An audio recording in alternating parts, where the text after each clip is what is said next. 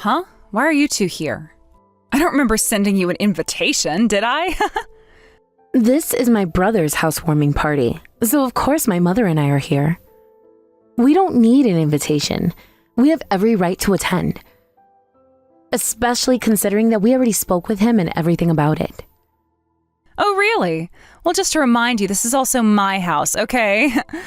I really don't want uninvited guests just waltzing in here like they own the place. I mean, I was genuinely shocked when I saw you on the intercom screen. Regardless, my brother will welcome us warmly, so it's not really an issue, is it? There's nothing for you to worry about. Can we move past this now? What's with that tone of yours, acting all high and mighty like that?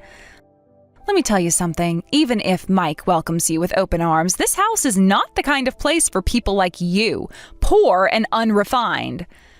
Excuse me? I'd like some clarification on what you mean by that. Just take a good look around. This house, this is what you'd call a mansion, right? It's not something you'll ever experience in your lifetime. Someone like you, who spends all day doing manual labor, wouldn't even dream of living in a place like this. Do you disagree? Whether this house is a mansion or not isn't the point. What matters is that this is my brother's home, so I have every reason to visit. I don't need to justify myself to you. Let me make something clear. Mike is an extraordinarily successful doctor. And then there's you. Compared to him, you're just a low-income, uneducated nobody. Honestly, with such a disparity between the two of you, it's as though the blood ties between you have been severed. What exactly are you trying to imply here? Are you saying something about our relationship as siblings? I'm saying that when there's this big a gap between siblings, it's only natural that the connection fades. In fact, I'd say the difference between Mike and you is so vast, it's like the two of you aren't even related anymore. I don't think it's up to you to decide something like that. Blood ties don't just vanish because you feel like they should. Oh, come on, don't take it so seriously. I was obviously joking, okay? It's just that people like you who live paycheck to paycheck don't seem to understand humor. Right. If you're done with your so-called humor, I'd like to go inside and see my brother now. Could you please let us in? Oh, fine. If you insist on being here, I won't stop you. Go ahead and come in. I'll unlock the door for you. Thank you. I appreciate it.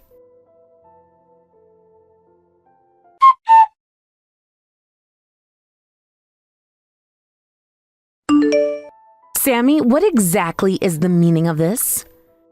Huh? What do you mean? This is our housewarming party, of course. We've prepared a lovely feast.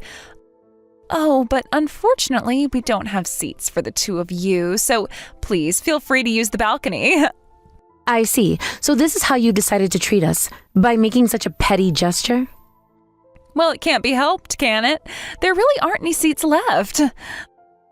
But you know, our house is a mansion, and even the balcony is stunningly beautiful. I think the winter night sky is breathtaking, and I highly recommend it. Oh, I'll lock the balcony door to help you focus on enjoying the view. That's fine, we'll just leave. Oh, is that so? Goodbye then. And once you've realized your place, please don't bother coming here ever again. By the way, what exactly are you going to tell Mike about why we left? Oh, I'll just come up with some excuse. Mike is head over heels in love with me and trusts me completely, so no matter what nonsense you two might spout, he'll never believe a word of it. I have no intention of spouting anything. I'm sure to Mike, you're a wonderful wife. It's not really my concern. Don't try and act tough just because you're bitter about the situation. It's honestly so pathetic. But whatever, our house is far away from yours, so we're unlikely to ever cross paths again. Sorry for making you come all the way from the countryside for nothing. Oh, and make sure to tell that filthy, shabby-looking mother of yours the same. Excuse me? Don't tell me you didn't understand what I said. Tell your filthy, obviously poor-looking mother the same thing. Take that comment back right now, and I'll let it slide. Everything up until this point I'll forget about if you retract that statement. Huh? What on earth are you suddenly saying? Why are you acting all high and mighty? Apologize and take back what you said. That's all it will take to resolve this. Why on earth would I apologize? Are you stupid? If I apologized to someone as lowly as you, my very soul would rot away. So you're refusing to apologize? Got it. Well then, don't say I didn't warn you. What could someone as lowly as you possibly do to someone like me, someone who's clearly a winner in life? And while we're at it, why are you even talking to me so casually?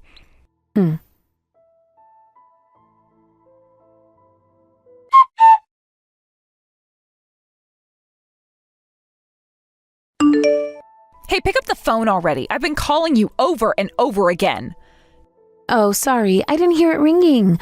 The noise around here is kind of loud right now. Wait, what? 300 calls?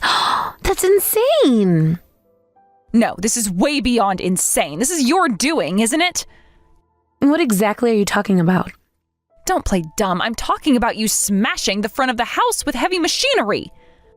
I can see it plain as day from the balcony. And what's worse, you're using your phone while operating that thing? Well, when you put it that way, I guess you're right. All right then, I'll stop answering your calls.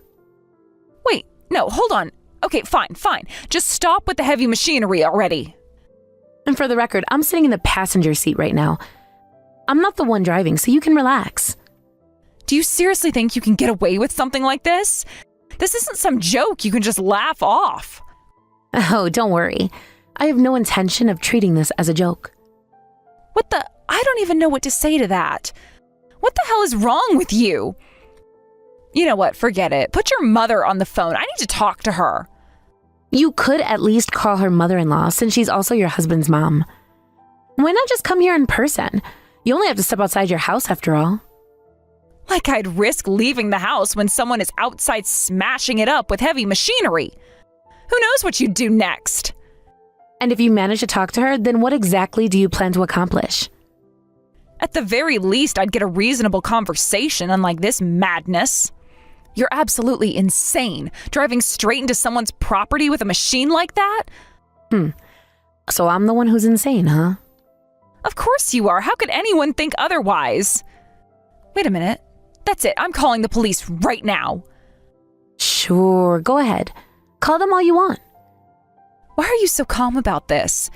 If the police show up, you're definitely going to get arrested. And whoever's driving that machine will be too. If that's what you think, then why don't you go ahead and call them already? Oh, I bet you will. You're not going to get away with this, you criminals.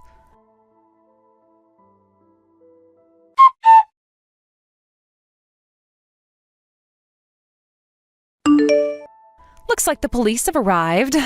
Serves you right. I hope they slap handcuffs on you and drag you away. You'd better look forward to paying a hefty amount in damages and compensation.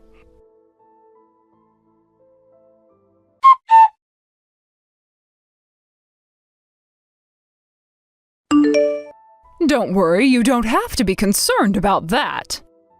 Huh? What? Who are you? I'm Mike's mother, which makes me your mother-in-law.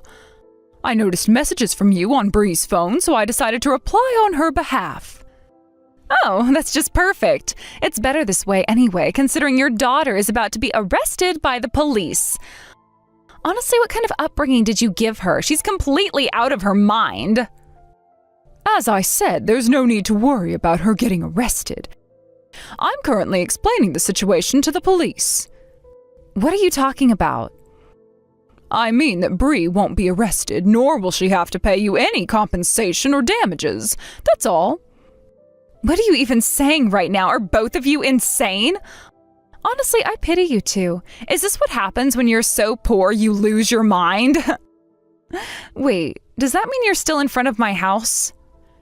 Yes, actually I was the one driving the heavy machinery earlier. What? So you're the one responsible?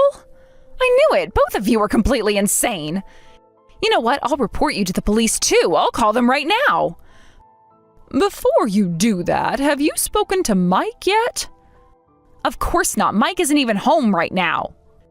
He left right after we ate the dinner I had prepared for our housewarming celebration. I have no idea where he went.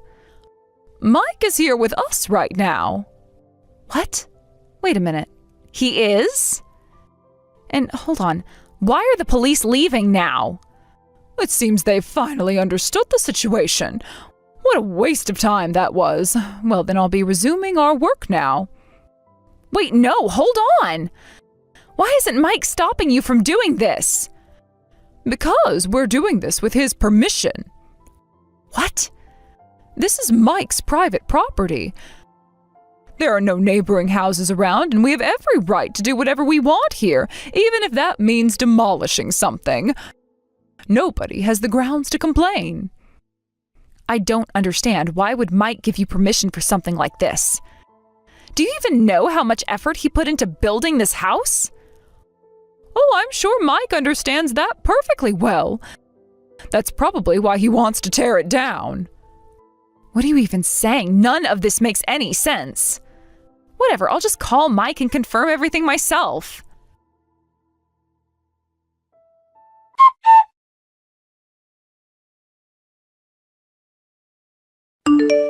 What's going on? Why is Mike so angry at me? Why is he attacking me instead of the people who are trying to destroy the house he built? Well, I'd guess it's because he found out you insulted someone who means a lot to him. It's probably a big deal for him. What? No way, that's impossible. He has no way of knowing that. He trusts me completely. He believes in me. Trusting you, huh? Well, if I were to show him these messages we've been exchanging, I think it'd be pretty clear to him what's been going on. No, you can't use this as evidence. This could easily be fabricated. Anyone can fake these things. These images and screenshots are worthless. So what you're saying is you're admitting to insulting us? You're acknowledging that you've been insulting us this whole time? Yes, absolutely. You deserve it. You're the kind of people who should be insulted. You're the ones in the wrong, so don't try to blame me for this. Did you forget? I'm here with Mike right now. I'm sitting right next to him having this conversation with you. Oh, no. And do you think Mike wouldn't believe what he's seeing right now? I'm here with him, showing him exactly what's been said. It's happening in real time, so there's no room for faking anything. Wait, no, this isn't what it looks like. Mike, please, it's not like this. Just listen to me. I'm sorry, but convincing Mike wasn't exactly easy for us either. He trusted you completely, and he was blind to the truth. You played him like a fiddle, didn't you? You've managed to pretend to be someone you're not, and now we see the real you. So what are you going to do now? You've already destroyed the gate. Are you just going to keep going with this insane plan to take down my house? Oh no, it's not just the gate. We're going to tear the whole house down. And you know what? Mike's okay with it. He agreed to it. What? Wait, what? No way. Are you serious? Bree was actually the one who suggested we leave it up to Mike, but I just couldn't stand by. I couldn't let Mike stay with someone like you, someone who pretends to care about him while secretly insulting his family. Behind his back, you've been talking down on everyone, and I couldn't let that slide. What are you saying? How could you let this happen? Why are you doing this? You're the one who's been lying to Mike. I'll prove it to him.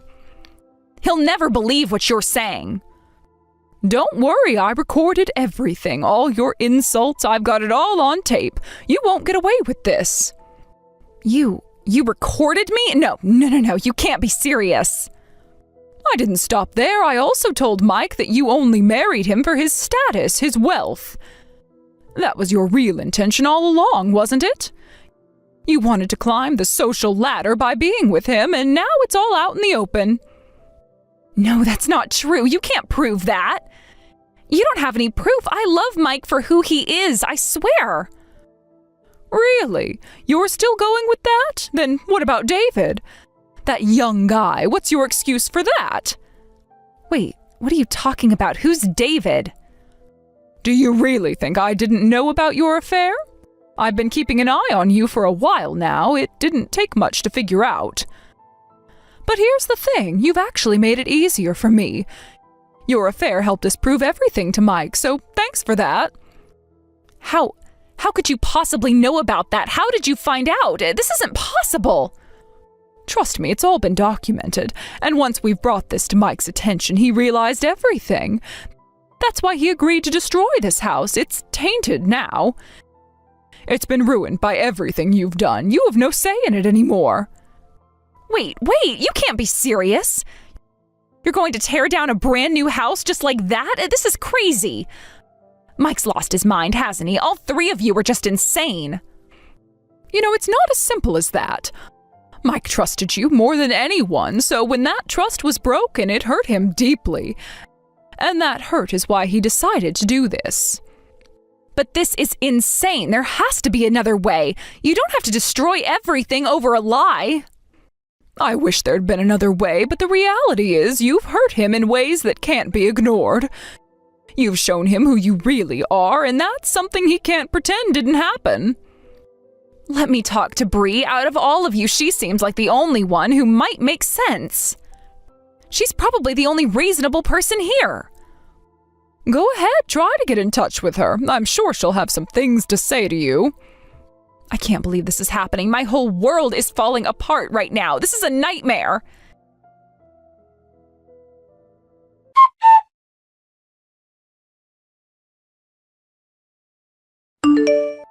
Hey, Bree, Oh? It's rare for you to call me by name. What's going on? Well, after hearing so many things, I figured talking to you would be the best option. You're just doing whatever Mike and your mother tell you, right? It's clear that they control you, and it's not like you're doing anything outside of that.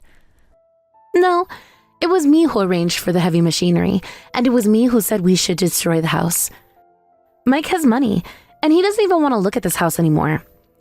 He's finally come around to my way of thinking, so it's not just them pushing me.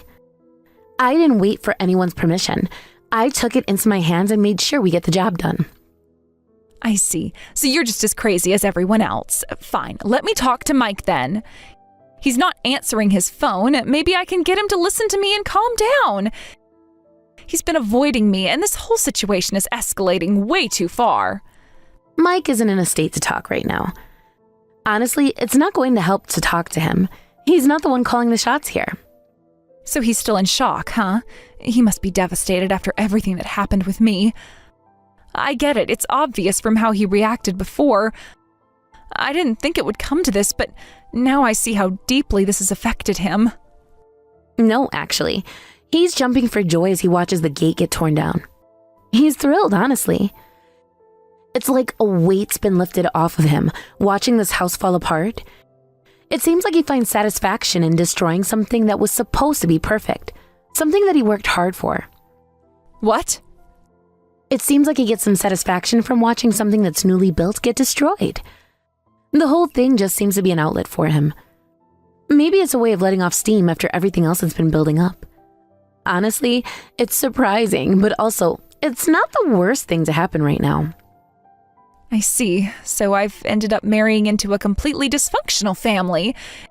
It's so messed up. All of this, every single thing we're doing now is way beyond normal. It's so much worse than I ever imagined. How did I get myself into this mess? It wouldn't matter if it were us or anyone else. If you were involved with anyone, this is how it would turn out. This is the result of your own choices. If you had listened and stopped acting out of line, none of this would have happened. But here we are, and I'm not the one to blame. No way. I am the only one in the world experiencing this situation. And it is all your fault for starting this mess with the heavy machinery to destroy the house. You're the one who took this too far. You gave the order, and now everything is spiraling out of control. You have ruined everything. I was just thinking about walking into the house with a wooden sword and giving you a good beating. Would that have been better? You want to fight, you got one. I was so ready to take matters into my own hands before things got really out of hand. Wait. Anyone who insults my mother, I don't plan on letting them walk away unharmed. You're not going to get away with this. If you think you can just do whatever you want and get away with it, think again. I've had enough. Wait, what? You're just joking, right? I'm dead serious. But you know, my mom said, the pain from a punch will fade in a few days, so it's boring. So, I decided to destroy the thing you care about most. You've been flaunting this house in front of us for so long, haven't you? It's the perfect way to hurt you. If you can't learn your lesson from this, then nothing else will get through to you. Your way of thinking is way too messed up. And on top of that, once you lose Mike's trust, you'll have nothing left. A little injury can heal with time, but the things you lose, no matter how much time passes, you can't get those back. You've already lost so much, and this is just the beginning of what's coming. Did I do something so terrible to deserve this kind of punishment? I just mocked you a little, didn't I? It's not that bad. I don't understand how things could have gotten this out of control. I was just having fun, and now look where it's gone. This is madness. Insulting my mother in front of me is a serious crime. My mom raised me on her own, and I respect and appreciate her more than anyone else. Mike feels the same way. He owes everything to her. It was her earnings that helped him make something of himself. She worked so hard for us. Just thinking about it makes me want to cry. It's not just about what she's done for me, but for all of us. She's the reason we're here today. I get that you guys care about your mom, but honestly, she's really something else. That's exactly why I love her. When I went off the rails, my mom didn't get angry at me. Instead, she gave me a wooden sword as a gift. With that sword as my trademark, I became the leader of the local girls in our area, but I guess that's not important. It sounds crazy, but this was my reality, and it's still something I carry with me to this day. So about that wooden sword you had earlier. Yes, it's the one my mom gave me. By the way, I never used it to hit anyone. I've always told myself I'll use it when I meet someone I can't forgive in life. If I come across someone who truly deserves it, I won't hesitate. I've been patient until now, but things are changing. You may just be the person who pushes me to that point. Does that mean I'm the one you're going to use it on? Where I'm from, nobody ever talked down to us. Mike's position kept me from doing anything until now, but I can't hold back anymore. You pushed me to this point, and now there's no going back. Wait, please, forgive me. Please don't hit me. You don't deserve to have the sacred wooden sword swung at you. I don't want to commit any unnecessary sins either. I want to avoid violence, but you've left me with no other choice. If you don't listen to reason, this is where we end up. I'm thankful you won't hit me, but when I married Mike, I quit my job. I don't have any savings, so how am I supposed to live from now on? What do you expect me to do? I've put everything on the line, and now I'm stuck. I don't know how I'm going to make it. How should I know? Why don't you try living the lowly life you've mocked for so long? Of course, someone like you probably can't handle it though. You think you can just walk through life without consequences? This is the reality now. Deal with it. How much longer are you going to keep mocking me? Fine, I'll tell you. My dad is the president of a famous company. If I ask him, I can easily get rid of you. If your daughter is this much of a mess, then I guess your blood ties must be cut off automatically, huh? Don't you dare mock me! Oh, so that's how it's going to be? What did you do? What? What do you mean? Did you get locked out on the balcony? You know exactly what you did. You locked the door from behind, didn't you? Open it now! You're the one who said the lowlife should go to the balcony, right? Well, that's where you belong now, since you're about to become one.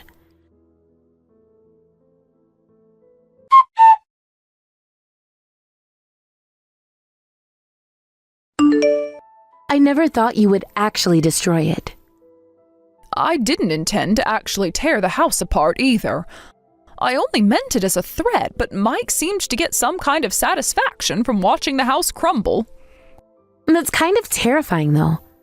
Well, I suppose he was probably trying to settle the memories of that damn woman, right? Anyway, Mom, I really appreciate what you did this time. Why? I had a great time. It was nice to see you in your wild, reckless state again after so long.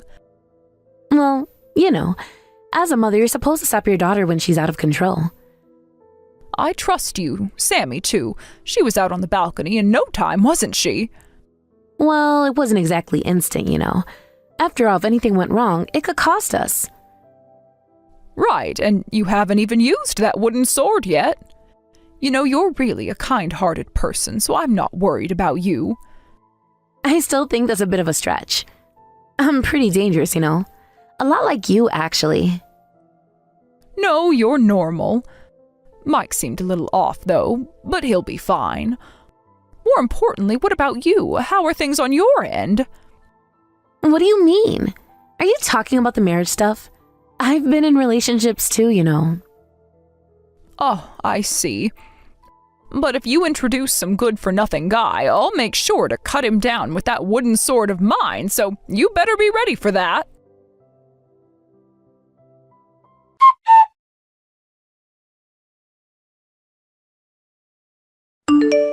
Sammy went through a divorce from Mike. It wasn't just a simple breakup.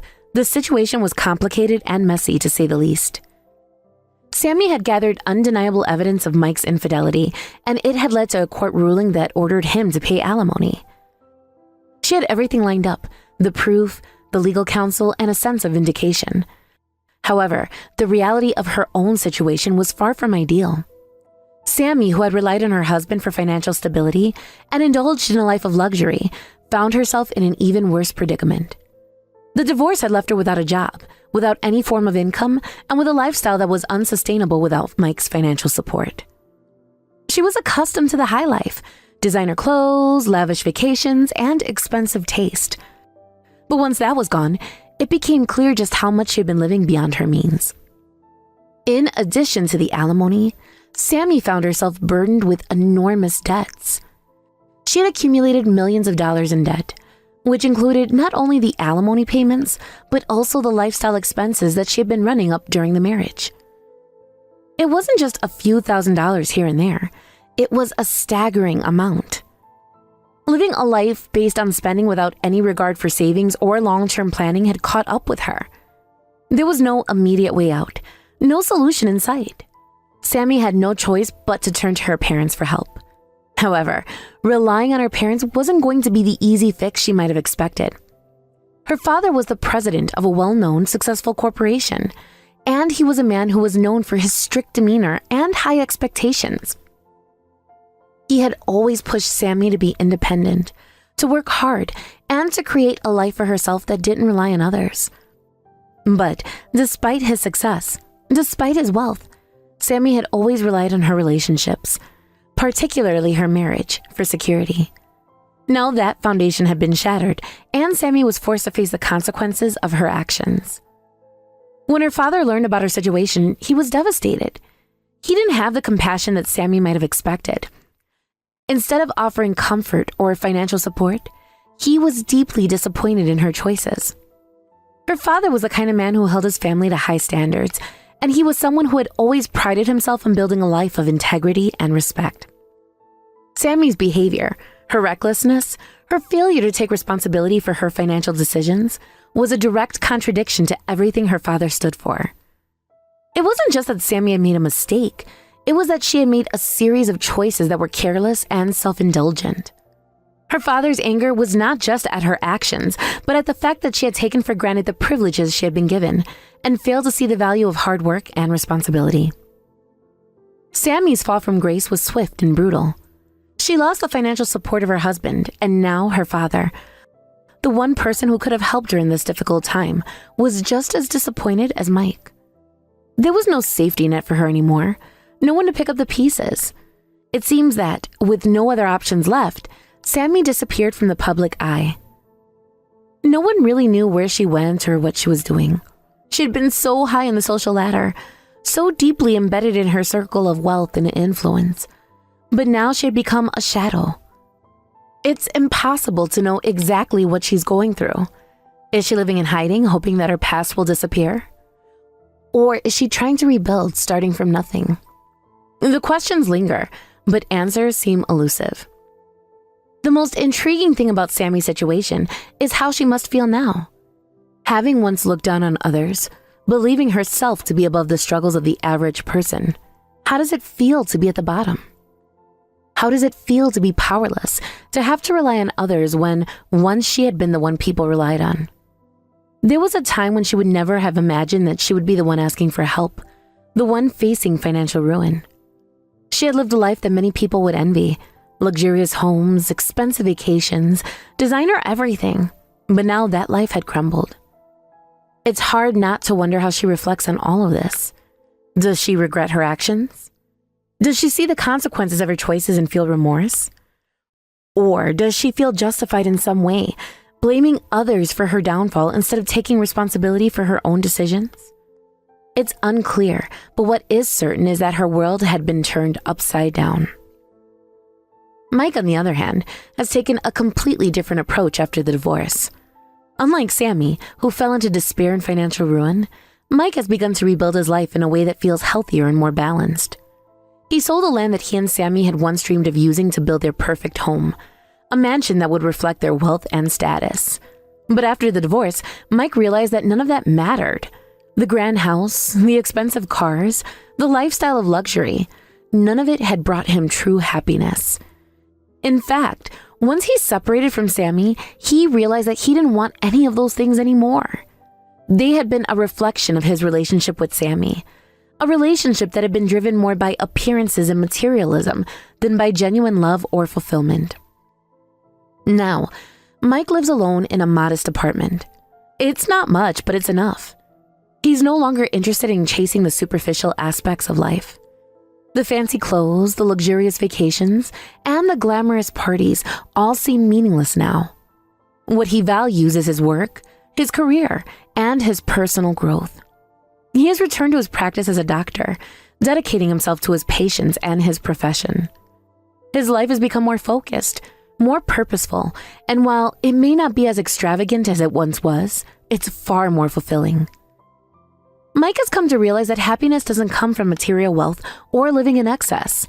It comes from within, from feeling a sense of purpose and contributing to the lives of others. This realization has given him a peace that he had never known before, and he's slowly started to rebuild his life, not based on what others expect of him, but on what truly matters to him.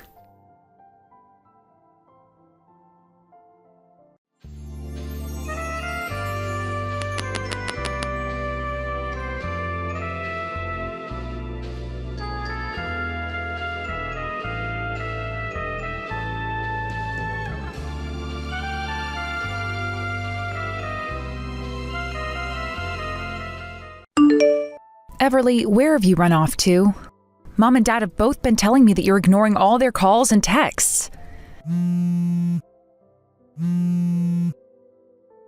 Did you forget what day today is, Everly? Hey! Come on now, it's not time for you to sit around and mess with me right now. Shut up! Do you have any idea what time it is? I want to sleep in some more. I had a very long night last night, and I am not going to be woken up by some nagging woman. You know what time it is? It's almost 2 p.m. now. And you have to go and meet with someone at 14 o'clock, right? So get out of bed and go. I have to meet with someone? Oh, now that you mention it, I do remember something about meeting with someone. What do you mean you only just now remember something? What are you saying, Everly? You were the one who wanted us to set you up with someone who you could potentially date. So Mom and Dad have been doing all they can to find you someone who wouldn't mind meeting you, right? I was just on my way back home from my friend's wedding at the time and told everyone that I wanted to get married myself, that's all. And you're planning on getting married as well now too, so I just didn't want to be left out, that's it. But you kept on pestering Dad about setting you up with someone, so he went out of his way to get you a date with the son of one of his customer CEOs. Right? And about that, if I'm going to get married, I want it to be with someone who has loads of money, which that guy totally has, but have you seen the pictures of him? The pictures of the guy Dad set me up with? I did have a look at his picture once. So you think I want to marry some fat guy like that? What? I want to be with someone who actually cares about his health and figure a bit more than that guy. You know I like my men thin and handsome, right? No matter how much money the guy has, if he's not good looking to me, then I don't want him. You don't want him? Did you ever tell Mom and Dad that then? Well, it's already too late to tell them now. Telling them both about this now would not change the fact that the plans are already made. Hold on a second. So you're not actually planning on going out to meet that guy today? That's right. And it's not like I want anything to do with him, and if I go there and he develops feelings for me, that'll be a huge pain in my neck. What are you talking about? You were the one asking over and over again to have mom and dad set you up with someone. And now that they have a guy ready for you and everything, you're not going to tell them you don't want to see him anymore? No way that's okay, Everly. You should really tell mom and dad about this right now. I mean, this has to do with one of dad's customer's sons. You understand that, right? All right, if I really have to go out and meet this guy, then why don't you go in my place and meet with him?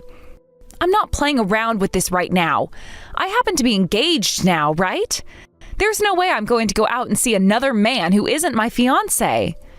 It'll be fine. I happen to have your fiancé in my pocket anyway. What the heck is that supposed to mean? I might not want to go and meet with that chubby guy, but that hasn't changed the fact that I want to get married.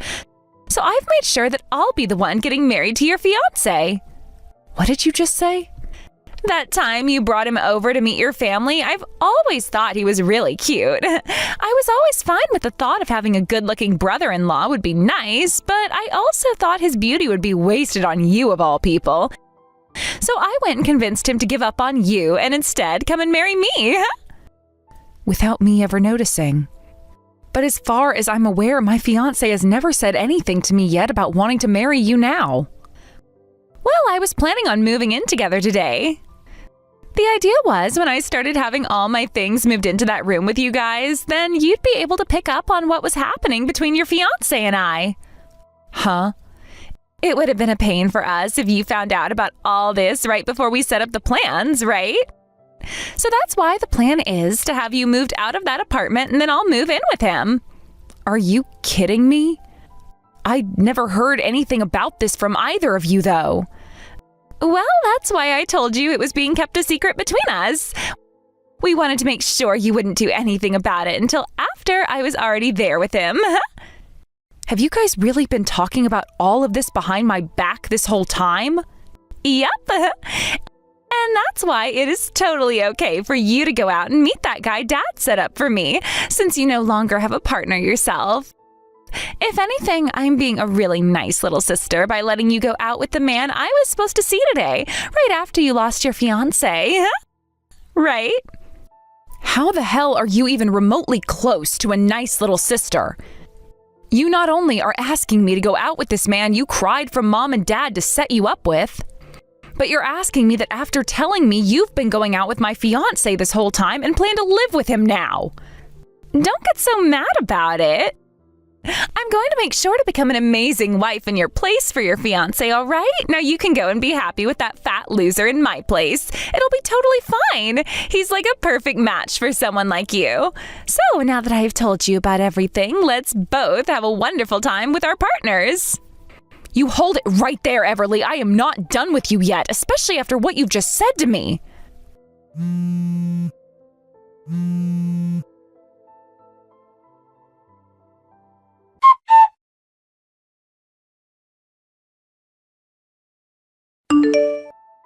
I'm sure you've already heard everything from Everly now. But it's just like she said, so you and I are no longer engaged, Audrey. What the hell is going on here, Evan? Do you have any idea what you both are doing right now? I had no choice, alright. I've started to realize that she is a lot better for me than you are. And now, I'm in love with her. So when you proposed to me and said that you loved me, it was a lie? The moment I saw that you had a younger and far cuter little sister, I thought it would be best to get closer to her. So that's why I proposed to you, and had us get reservations at that expensive restaurant in order to see her while meeting your parents. I cannot believe you. You and I went through with getting a whole wedding ready for us. We've already handed out all the invitations and everything, so what the hell are we going to do about that? I'd like for you to tell all those that you invited that the wedding is cancelled. I will talk with those that I went ahead and invited to the wedding. And as a way of showing that I'm sorry, I'll pay for our wedding to be cancelled. You're acting like you're being so kind to me for doing that. What makes you think any of this is even remotely okay? I told you I had no other choice. I was asked to be your sister's boyfriend by her. She was the one that asked you? Everly?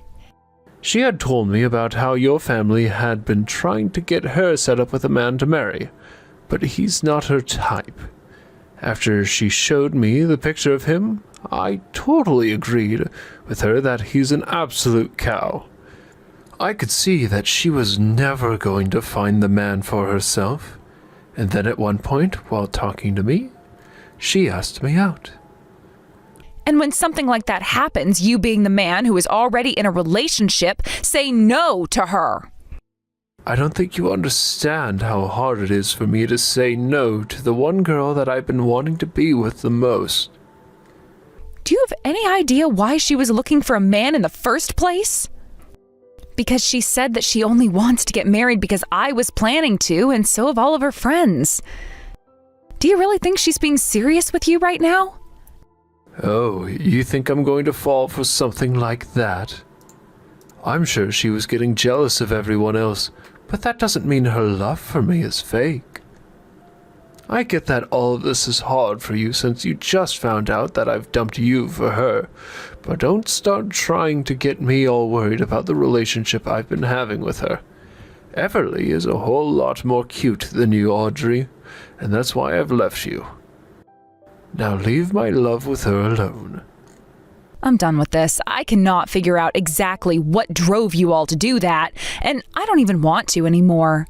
I thought you were a better man than that, but I guess I was completely wrong. You actually went ahead and cheated on me while we've been engaged.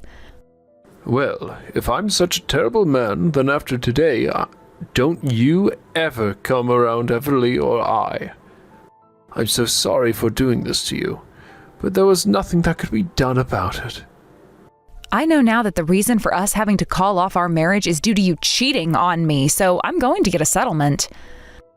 Once I've gotten the money from you that I deserve, that'll be the end of me ever being around you. I'll make sure that I never even have to believe that either of you exist anymore. You're getting a settlement from me? So you have been wanting my money? I want for the both of you to see that what you've done is completely wrong, and that's why I'll be getting a settlement from you. Go right ahead then. I've looked it up, and the amount you could even get from me for doing something like this is barely anything. That's right, it's barely anything. But this isn't about me wanting money from you, but rather teach you both lessons. Well then, I'll be sending you the amount you ask for later. Just make sure you read all the paperwork over that I send you so that there are no mistakes. I'll be sending you those papers later. But from what I've heard is that you're going to be moving, so I can't mail anything to you yet. We're not going to be moving for another year out of this apartment. So just send me the papers, and we'll see if they bring them here still. I'm sure they will. Well, then I'll go ahead and do that. I never thought that this would be how our relationship would ever end. But I guess it's all better to happen now than later on for me. I'm sorry that our love life of being engaged to one another was so short-lived, and that we never got to get married. But I'm going to be much happier with your sister, so you can be glad about that. I hope you're just as happy with whatever man comes across you next.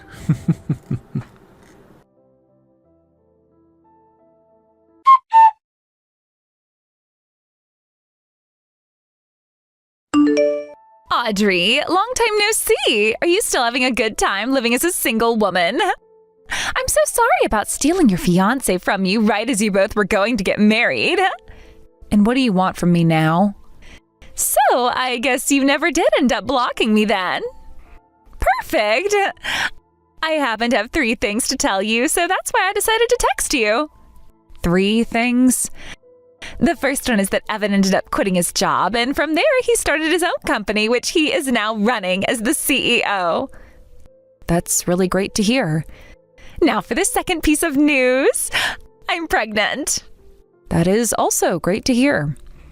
This isn't the kind of reaction I was hoping to get from you. A little dry, I think. Did you not just hear me say that you're going to have a niece or nephew now? And this means that Mom and Dad will be getting their first grandbaby. You should be way more excited for me. I'm not excited about any of it, but I'll congratulate you. So what's this third piece of news you have. I plan on coming home to Mom and Dad's to have my baby there. What? You're coming back to have your baby at Mom and Dad's? So you're actually coming back? From what Evan has told me, his company is completely based online, which means he can do his work from anywhere in the world. So because of that, the two of us can go back to Mom and Dad's place, and we're both thinking of living with them long term. 3 years ago, I really thought that you were one hell of a crazy sister. But even now, you're proving to me that you're still frickin' crazy. Well, my husband is building this business of his up, so he needs all the money he can get, right? It would be a waste to put our money into our house, so it's much better to just move back home with Mom and Dad. Then we'll have all the money he needs for that company, right? And above saving money, having the baby be around Mom all the time would really help me out a lot. So you plan to have both Mom and Dad be there to help you out? Well, yeah, I'm giving them their first grandbaby after all. And the both of them have always spoiled me with anything I want, and this time I want to be home with them. So you really never came around to realizing just how much trouble you caused for all of us by running away with Evan? I do think it was a bit wrong that I stole your fiancé from you at the time, but you're also to blame for letting me steal him, right?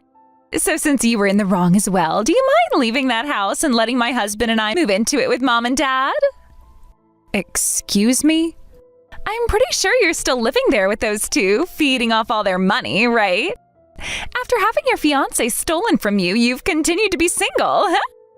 I plan on coming back to Mom and Dad and making them happy with their first grandbaby, so the frickin' obstacle of a loser needs to get out of there. We had that old house demolished, okay? What? What do you mean their house was demolished? I'm saying that the house has been destroyed and the land sold. Right now, there is no house on that plot of land. Wait a second, what the heck? I never heard anything about that happening. But from what I've heard is a realtor company bought the land and are going to build a new house on it. Wait a sec.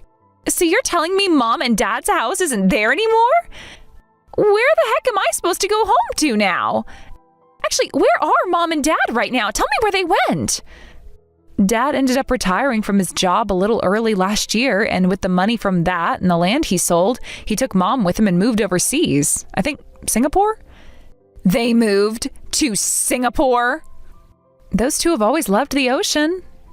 So they bought a really cheap house out by the ocean in Singapore and have been living there. Every week, those two are sending me pictures of the new life they both have there, and man, does it look awesome. Those two are really happy now. What the heck? I can't just get up and go overseas to be with them. Then where the heck are you? Weren't you living off Mom and Dad at their house all by your lonesome? I had never been living off of Mom and Dad while I was in their house. I just happened to work for a company that was close to that old house. So they let me stay with them for a while as I worked. I had planned to move out of their place for good 3 years ago and stay in that apartment with Luke, but we both know what happened there. And as of right now, I'm living with my new husband. You got married? You, my older sister, got married? And I hear you're going on about how you're giving Mom and Dad their first grandbaby, but I had my first child last year. So Mom and Dad already have a grandbaby now. You had a baby? Oh, you're lying, right? I mean, you lost your fiancé 3 years ago. 3 years. It's only been 3 years since you were thrown away by Evan. And people are always saying that one man's trash is another man's treasure. Now, I'm not saying that the person who threw me away before was anything like a man, but after having been thrown away, I went with Mom and Dad to go and see the man that was set up to go out with you.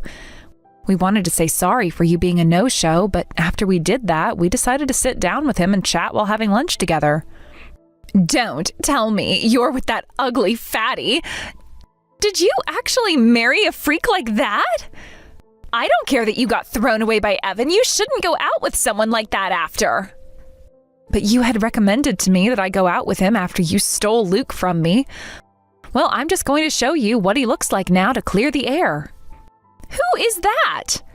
That happens to be my husband holding our daughter. No freaking way. That guy looks nothing like that fat loser in those pictures I was shown. Had I known Dad set me up with a man like that, I would have never canceled on him. He's perfect for me. He happened to get some work done on himself as well as go through some skincare therapy. Also, at the time he was planning on going out with you, he had a lot of stress in his life. But now he's a completely new-looking man. After he'd finished up all of his treatments and therapy, he and I got married, where I've now been treating him to all kinds of healthy foods. Looking at him now, you would never be able to tell he was that man from 3 years ago. But he didn't even stop after all those treatments. Do you want to know why he put on so much muscle? Right after telling him that I was pregnant, he told me he wanted his daughter to look just as good as him, but didn't think he would be able to get his son to be active and healthy. So he started going to the gym 6 days a week and turned himself into a macho man in order to influence our baby. He's a wonderful husband and father. You're lying. I had thought for sure that he was a nobody. And I thought you having a baby with him would bring the birth of one of the most ugly-looking kids in America. Wait, now that I remember, is this the same guy that you and Dad were saying has a father that's a CEO? That's right. And as of right now, he's taking on his dad's position now that his dad is retiring. But that's not all, as right after becoming the CEO, he took his dad's company even further and made it an extra $2 billion this year. So he's not just the son of the CEO that got put into that position, but he actually knows how to run the company? He really is. Where are you living right now, Audrey? We're living in a very secure penthouse. A penthouse? I'm going there right now. I'm going to stay there and have the baby at your place. I believe 3 years ago we made the promise to never come around one another again, right? So it's not going to happen. Well, I'm saying it's fine for us to meet now. So let's bring things back to the way they were in the past and live together in peace again, okay? All right? I don't think you and I were ever living in peace with one another, so I'm not sure what you're talking about. What? What are you talking about? You and I had some of the best times together as sisters, right? You think so? Even though you would always get away with doing whatever you wanted and then force me to take over for all your responsibilities? Even though you would always take my things away from me without asking and then say that I lost them? I have still not forgotten about how back in high school when I graduated, Dad gave me that really nice watch. But right before I was going to wear it, you took it from me and broke it. Back then, I was just a wild young little girl. No, you were way too old by then to be acting like that. You told me after stealing Luke away from me that I should do my best to be happy with whatever man I found, right? Well, look. I have become very happy with my husband, and we have a house and family and everything. You said that we would both work to become happy, and look where we're at. I am living the best life I can live right now, so you just need to try a little harder to be on my level. Wait, are you not going to help me? You know I don't have to help you, right? But I was planning on having Mom and Dad be the ones to pay for everything I needed and house us. Right now, we don't have any money in our savings. How about you ask Evan's family to help you out then? His parents only ever had one kid, Evan, so this is going to be their first grandbaby, right? Aren't they going to be so happy to have you both living with them? 3 years ago, his parents both cut ties to us. They were both furious with us over having Evan leave you for me. Evan tried so hard to get them to understand us, but they kept telling us to never come back to them again. We can't ask for their help now. So right now, the only person I can rely on is you, Audrey. And you think after what you did to me 3 years ago, you can come back asking me to help? Wild. Well, I'm sorry, but I don't want to deal with you anymore. Now, I'll be praying that you and your husband can make a decent enough family for your soon-to-becoming baby. Goodbye forever. No way, right? You're really planning on throwing me away like this?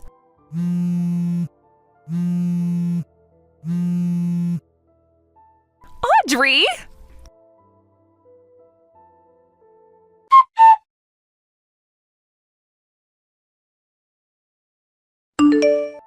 Please, Audrey.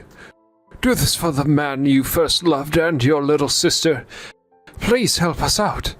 If you don't do anything to help us, then myself and your little sister are going to be left for the streets with nothing we can do. You're living in a penthouse now, right? I hear you got married to a man with lots of money, of course. I'm sure you can give us one room in there where we can just stay. This is strange. I could have sworn somebody had told me 3 years ago that they were throwing me away for my more cute and better little sister. Who could that have been again, that told me to never talk to them again?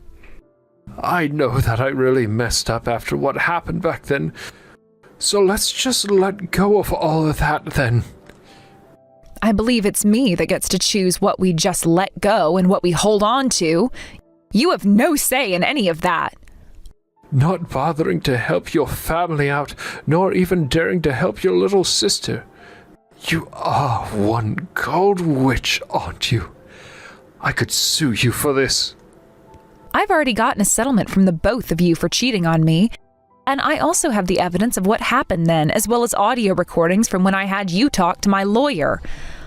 I'm not really sure what you plan to sue me for, but I am sure the judge won't be having any of it from you. So are you sure you want to try me? Hey, come on now, Audrey.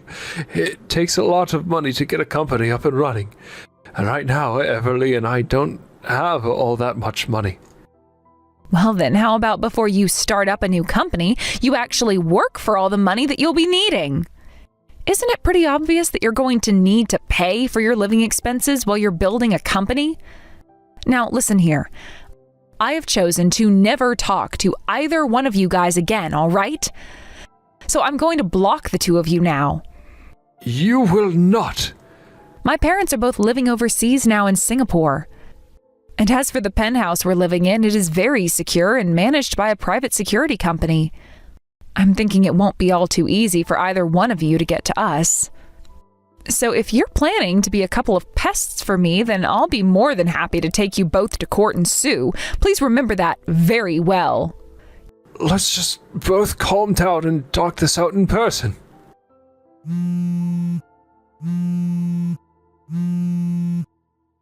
I will literally come to you and get on my hands and knees apologizing for what happened 3 years ago. You are the only person that can help us. You had told me that you would be able to do everything on your own back when you said for me to never come around you both again. So please, be a man of your word and go away. Now, go enjoy that life that you live with my little sister some more.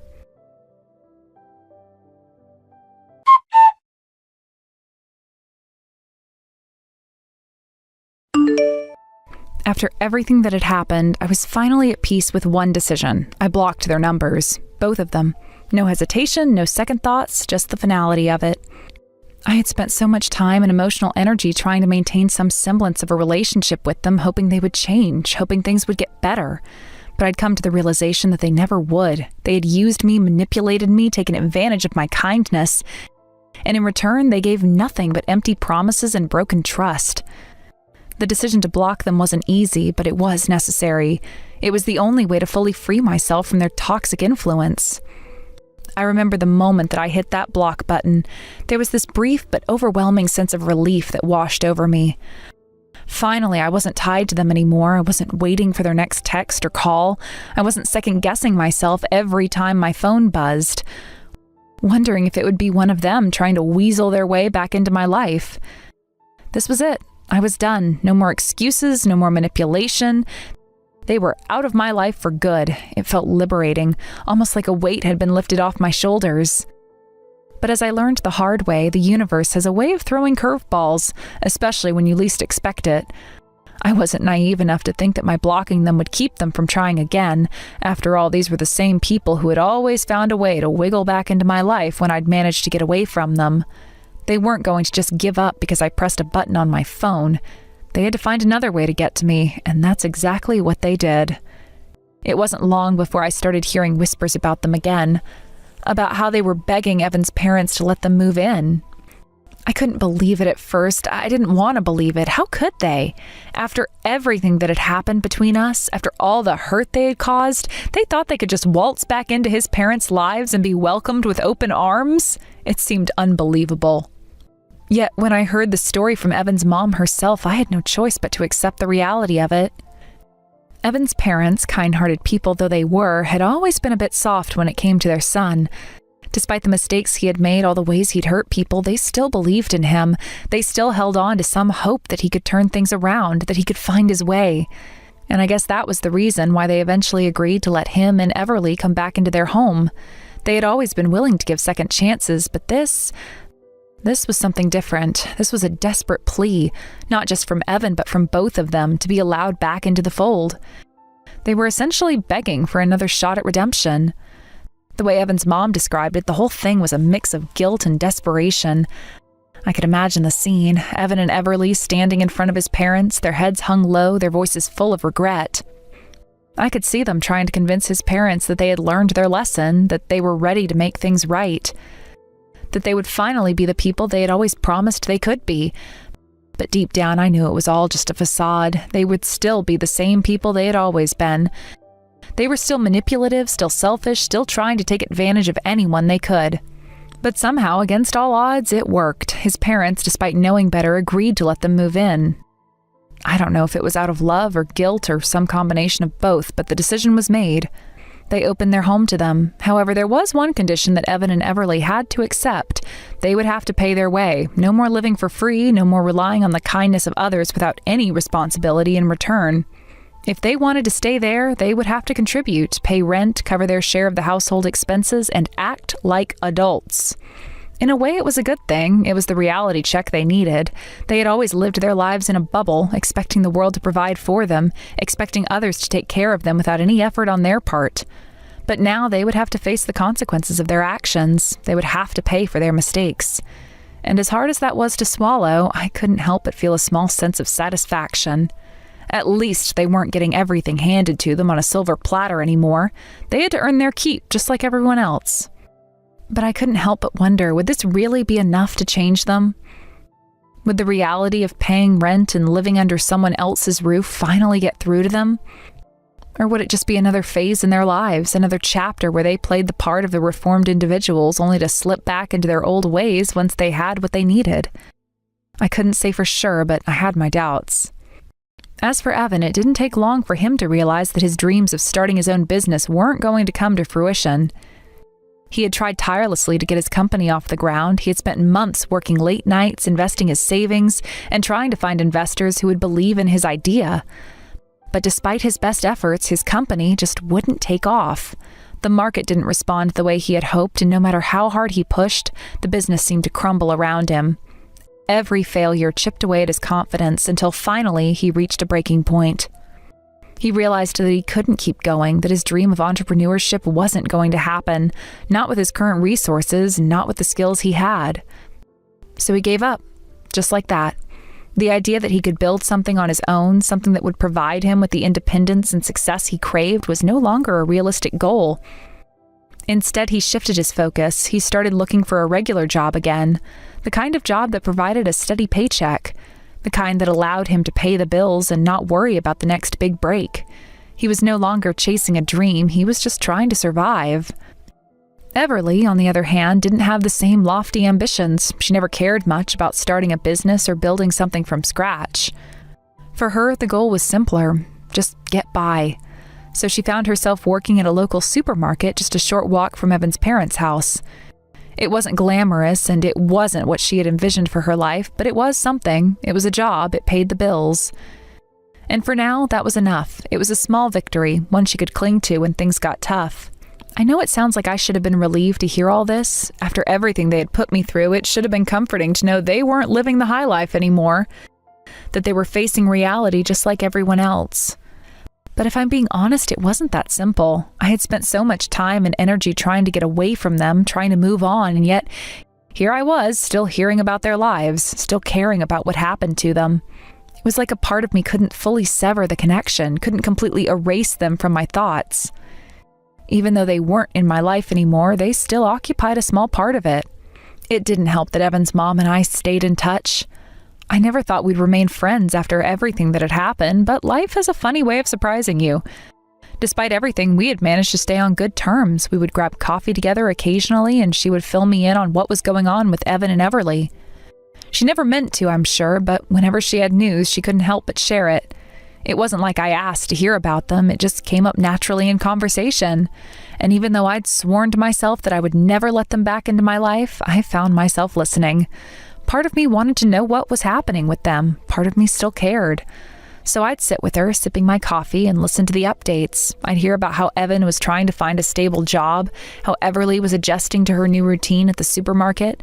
I'd hear about the little things, their struggles, their small victories. It wasn't exactly the life I had hoped for them, but in some strange way, I almost found comfort in it. It was a reminder that sometimes things don't go as planned. Sometimes the dreams you chase don't come true, and you end up back where you started, just trying to get by. It wasn't what I wanted for them, but it was what they deserved. They had built their own path, and now they had to walk it, for better or for worse. I had done my best to support them, to believe in them when no one else would, but now it was their turn to figure it out, and I hoped they did, though part of me didn't expect them to. And so life continued. Evan and Everly were no longer a part of my daily existence, but their presence still lingered like a shadow in the corner of my mind. I would always wonder if they would ever change, if they would ever learn from their mistakes. But for now, I had to let them go. After all, I had my own life to live. I had my own future to focus on.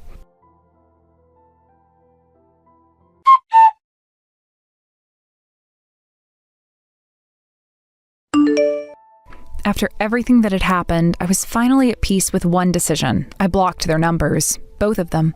No hesitation, no second thoughts, just the finality of it. I had spent so much time and emotional energy trying to maintain some semblance of a relationship with them, hoping they would change, hoping things would get better. But I'd come to the realization that they never would. They had used me, manipulated me, taken advantage of my kindness. And in return, they gave nothing but empty promises and broken trust. The decision to block them wasn't easy, but it was necessary. It was the only way to fully free myself from their toxic influence. I remember the moment that I hit that block button. There was this brief but overwhelming sense of relief that washed over me. Finally, I wasn't tied to them anymore. I wasn't waiting for their next text or call. I wasn't second-guessing myself every time my phone buzzed, wondering if it would be one of them trying to weasel their way back into my life. This was it. I was done. No more excuses, no more manipulation. They were out of my life for good. It felt liberating, almost like a weight had been lifted off my shoulders. But as I learned the hard way, the universe has a way of throwing curveballs, especially when you least expect it. I wasn't naive enough to think that my blocking them would keep them from trying again.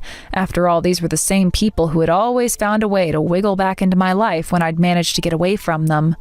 They weren't going to just give up because I pressed a button on my phone. They had to find another way to get to me, and that's exactly what they did. It wasn't long before I started hearing whispers about them again, about how they were begging Evan's parents to let them move in. I couldn't believe it at first. I didn't want to believe it. How could they? After everything that had happened between us, after all the hurt they had caused, they thought they could just waltz back into his parents' lives and be welcomed with open arms? It seemed unbelievable. Yet when I heard the story from Evan's mom herself, I had no choice but to accept the reality of it. Evan's parents, kind-hearted people though they were, had always been a bit soft when it came to their son. Despite the mistakes he had made, all the ways he'd hurt people, they still believed in him. They still held on to some hope that he could turn things around, that he could find his way. And I guess that was the reason why they eventually agreed to let him and Everly come back into their home. They had always been willing to give second chances, but this was something different. This was a desperate plea, not just from Evan, but from both of them, to be allowed back into the fold. They were essentially begging for another shot at redemption. The way Evan's mom described it, the whole thing was a mix of guilt and desperation. I could imagine the scene, Evan and Everly standing in front of his parents, their heads hung low, their voices full of regret. I could see them trying to convince his parents that they had learned their lesson, that they were ready to make things right, that they would finally be the people they had always promised they could be. But deep down, I knew it was all just a facade. They would still be the same people they had always been. They were still manipulative, still selfish, still trying to take advantage of anyone they could. But somehow, against all odds, it worked. His parents, despite knowing better, agreed to let them move in. I don't know if it was out of love or guilt or some combination of both, but the decision was made. They opened their home to them. However, there was one condition that Evan and Everly had to accept. They would have to pay their way. No more living for free, no more relying on the kindness of others without any responsibility in return. If they wanted to stay there, they would have to contribute, pay rent, cover their share of the household expenses, and act like adults. In a way, it was a good thing. It was the reality check they needed. They had always lived their lives in a bubble, expecting the world to provide for them, expecting others to take care of them without any effort on their part. But now they would have to face the consequences of their actions. They would have to pay for their mistakes. And as hard as that was to swallow, I couldn't help but feel a small sense of satisfaction. At least they weren't getting everything handed to them on a silver platter anymore. They had to earn their keep, just like everyone else. But I couldn't help but wonder, would this really be enough to change them?